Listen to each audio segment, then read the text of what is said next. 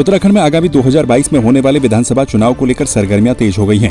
हरिद्वार पहुंचे कांग्रेस के पूर्व प्रदेश अध्यक्ष और चुनाव संचालन समिति के सदस्य किशोर उपाध्याय ने कहा कि कांग्रेस एजेंडे को लेकर जनता के बीच जाएगी और वोट मांगेगी। कांग्रेस का एजेंडा लोगों के जीवन में खुशी लाने वाला होगा। वहीं फ्री बिजली पर उन्होंने कहा कि इस धरती ने गंगा यमुना जैसी पवित्र नदियां दी हैं। यहाँ की धरती मुफ्त में कुछ भी नहीं लेती।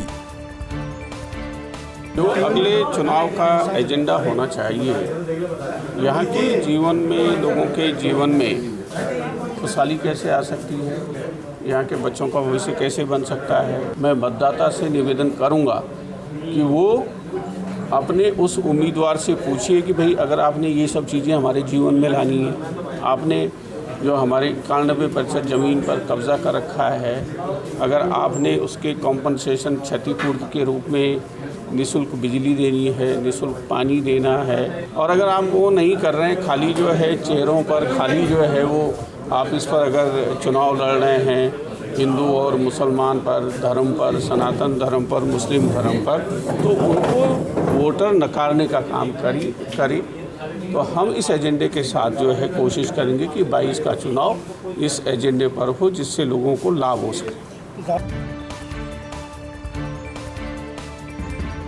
हरिद्वार की पूर्व मुख्य चिकित्सा अधिकारी सरोज नैथानी पर कोविड-19 के दौरान घोटाले का आरोप लगाते हुए बीजेपी के नेता प्रेमचंद्र सैनी ने कहा कि पूर्व सीएमओ कोविड-19 घोटाला, भर्ती घोटाला, प्रमोशन घोटाला, ट्रांसफर और पोस्टिंग घोटाले में शामिल रही हैं। उन्होंने कहा कि मामले को लेकर मुख्यमंत्री को भी पत्र भेजा जा चुका है, मगर मामूली जांच के बाद इसको ठंडे बस्ते में डाल दिया गया। इसमें हम लोग लगे रहे, पत्राचार किया और सभी सबूतों को इकट्ठा किया। हमने शासन स्तर पर हमने पूरी उसमें लगे रहे और वहाँ पर हमने पूरी अप्रोच की। शासन स्तर से हमें बहुत ज़्यादा सहयोग नहीं मिला। उसके बाद में हमने सारे सबूत इकट्ठे करके और हमने एक जनहित याचिका हाई कोर्ट में PIL दाखिल की है और माननीय हाई कोर्ट ने वो PIL हमारी एक्सेप्ट की है, स्वीकार की है। विपक्षियों को 4 सप्ताह का समय दिया है जवाब दाखिल करने का और हमें पूर्ण विश्वास है कि माननीय न्यायालय इसकी जांच कराएगा तो निश्चित रूप से जो दोषी अधिकारी हैं वो दंडित होंगे। उत्तराखंड में बिखरी हुई कांग्रेस के कुनबे को समेटने और पार्टी में नई ऊर्जा भरने के लिए कांग्रेस हाईकमान के द्वारा खेला गया नए पदाधिकारियों का कार्ड प्रदेश में सक्रिय हो गया है। पहली बार कार्यकारी अध्यक्ष बनने के बाद काशीपुर पहुंचे पूर्व कैबिनेट मंत्री और कार्यकारी प्रदेश अध्यक्ष तिलकराज बेहड़ ने काशीपुर में कार्यकर्ताओं को एकजुट होकर पार्टी के निर्णय और पार्टी के प्रति निष्ठावान रहने के लिए कार्यकर्ताओं और पदाधिकारियों को निर्देश दिए। जो भाजपा की सरकार की नाकामियां हैं उसके ऊपर काम करने के लिए कहा गया है, चाहे वो महंगाई हो, चाहे वो किसानों के मुद्दे हों, और संगठित होने के लिए भी कहा गया है। कार्यकर्ता को संगठित होने की आज आवश्यकता है। एक मंच पर आकर अगर पार्टी रहेगी तो हम रहेंगे, पार्टी रहेगी तो हम नहीं रहेंगे। तो पार्टी को मजबूत करिए और मिशन 2022 को लाइए और उसमें पास होइए और कांग्रेस की सरकार बनाइए। क्या कहीं ना कहीं जो गुटबाजी में थोड़ी बहुत कमियां रहती हैं उसमें मैं खुद पहल करूंगा। मैं जगह जगह जाऊंगा और सबको एक मंच पर लाने का प्रयास करूंगा। बागेश्वर कोतवाली पुलिस की टीम ने चेकिंग के दौरान गिरिछीना सोमेश्वर अल्मोड़ा स्टेट हाईवे पर थुड़ाई के पास एक युवक के कब्जे से 5.18 ग्राम अवैध स्मैक बरामद की। युवक के खिलाफ कोतवाली बागेश्वर में NDPS एक्ट के तहत मुकदमा दर्ज कर लिया गया है। बागेश्वर पुलिस के द्वारा जो है कल चेकिंग करी जा रही थी 28 तारीख को, और बटोली तिराहे के पास में वहाँ पर एक संदिग्ध व्यक्ति इनको मिला और जब वो शक पटाया तो उसकी चेकिंग करने के पश्चात उसने स्वीकार किया कि उसके पास स्मैक है और लेकर के आ रहा है हल्द्वानी से। ऐसी चीज़ अब तक इंट्रोगेशन उसने बताई है। इस आधार पर जो प्रक्रिया अपनाते हुए पुलिस ने तलाशी ली उसकी और उसके पास से 5.18 ग्राम हमें स्मैक बरामद हुई है और उसको हमने अरेस्ट करके माननीय मजिस्ट्रेट के समक्ष प्रस्तुत किया जा रहा है।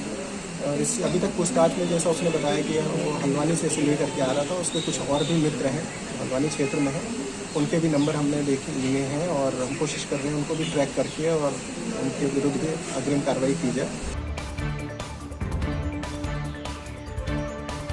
हाईकोर्ट के 4 धाम यात्रा को 18 तारीख तक स्थगित करने के बाद बद्रीनाथ धाम में एक बार फिर से पंडा समाज, डिबरी पंचायत, हक हकूकधारी, नवयुवक मंगल दल और स्थानीय व्यापारियों ने साकेत तिराहे से बस अड्डे तक जनाक्रोश रैली निकाली। इससे पूर्व भी विगत 4 दिनों से बद्रीनाथ धाम में 4 धाम यात्रा खोलने के लिए जनाक्रोश रैली निकाली जा रही है। स्थानीय लोगों का कहना है कि यात्रा 18 तारीख तक स्थगित होने से उनके सामने रोजगार का संकट खड़ा हो जाएगा। आज यहाँ पर बद्री संघर्ष समिति द्वारा एक जन आक्रोशित रैली कल हाईकोर्ट के निर्णय आने के अगली सुनवाई के लिए तारीख दी गई है। एक और महीना बढ़ा दिया गया है। जिसको लेकर स्थानीय व्यापारी, हक हकूकधारी, सभी स्थानीय जनता बहुत परेशान है।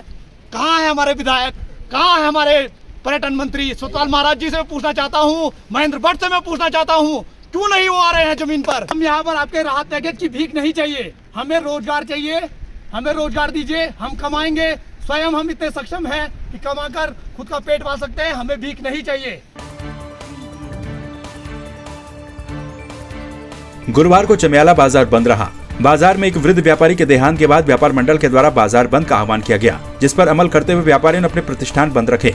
नगर पंचायत चमियाला के सभासद पूरम सिंह नेगी ने बताया कि बाजार में वयोवृद्ध व्यापारी शिव सिंह चौहान के देहांत के बाद बाजार को बंद रखा गया। हमारे व्यापार मंडल में एक व्यापारी भाई श्री शिव सिंह चौहान जी का आज देहांत हो गया और इसी संबंध में आज हमारा ये व्यापार मंडल पूर्णतः बंद है और सभी व्यापारी भाइयों ने इसमें एकता दिखाई है। आज से पहले क्या होता था कि कोई दुकानें हैं, बड़ा व्यापारी, छोटा व्यापारी, सब्जी वाला, सारे का भी कोई खुला कोई बंद अपनी मर्जी से चलता था।